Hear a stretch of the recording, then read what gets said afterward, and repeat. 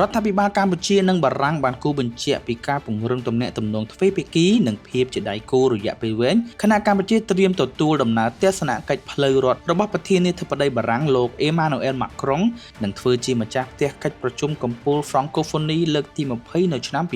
2026ការលើកឡើងនេះធ្វើឡើងក្នុងពិធីអបអរសាទរខួបលើកទី236នៃទិវាជាតិបារាំងដែលរៀបចំឡើងនៅល្ងាចថ្ងៃទី14ខែកក្កដាឆ្នាំ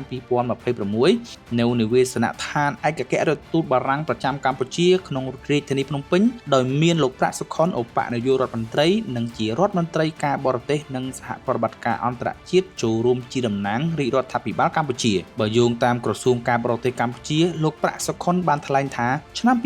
2026គឺជាឆ្នាំដ៏មានសារៈសំខាន់សម្រាប់ទំនាក់ទំនងកម្ពុជាបារាំងហើយកម្ពុជាមានកិត្តិយសទទួលស្វាគមន៍ដំណើរទស្សនកិច្ចផ្លូវរដ្ឋរបស់លោក Emmanuel Macron ប្រធានាធិបតីនៃសាធារណរដ្ឋបារាំងលោកក៏បានបញ្ជាក់ថាកម្ពុជានឹងធ្វើជាម្ចាស់ផ្ទះរៀបចំកិច្ចប្រជុំ Francophonie លើកទី20នៅរាជធានីភ្នំពេញដែលរដ្ឋាភិបាលចាត់ទុកថាជាព្រឹត្តិការណ៍ប្រវត្តិសាស្ត្រនិងមានសារៈសំខាន់សម្រាប់សហគមន៍ Francophonie ដែលមានសមាជិកចំនួន90ប្រទេសនិងរដ្ឋាភិបាលក្នុងពិធីដដែលលោក Nicolas Foriger រដ្ឋមន្ត្រីប្រតិភូបារាំងទទួលបន្ទុកពាណិជ្ជកម្មនិងទាក់ទាញការវិនិយោគដែលកំពុងបំពេញទស្សនកិច្ចរយៈពេល2ថ្ងៃនៅកម្ពុជាបានលើកឡើងពីសារៈសំខាន់នៃភាពជាដៃគូរវាងប្រទេសទាំងពីរលោកបានថ្លែងថាបារាំងនិងកម្ពុជាកំពុងកសាងភាពជាដៃគូឆ្ពោះទៅរកអនាគតដោយបានប្រមូលផ្ដុំស្ថាប័នរដ្ឋអ្នកងារអភិវឌ្ឍវិស័យឯកជនវិនិយោគិននិងសហគ្រិនដើម្បីជំរុញការអនុវត្តគម្រោងរយៈពេលវែង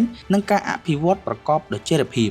លោក Nicolas Foriger បានបន្ថែមថាបារាំងមិនចាត់ទុកកម្ពុជាគ្រាន់តែជាទីផ្សារមួយប៉ុណ្ណោះទេប៉ុន្តែភាពជាដៃគូរយៈពេលវែងដែលអាចទុកចិត្តបានហើយថាភាពជោគជ័យរបស់កម្ពុជាគឺជាផលប្រយោជន៍របស់បារាំងផងដែរបារាំងនិងកម្ពុជាមានទំនាក់ទំនងការទូតជាច្រើនទសវត្សរ៍មកហើយបានពង្រឹងកិច្ចសហប្រតិបត្តិការលើវិស័យជាច្រើនរួមមានសេដ្ឋកិច្ចការអភិវឌ្ឍវប្បធម៌អប់រំនិងការអភិរក្សបេតិកភណ្ឌឆ្នាំ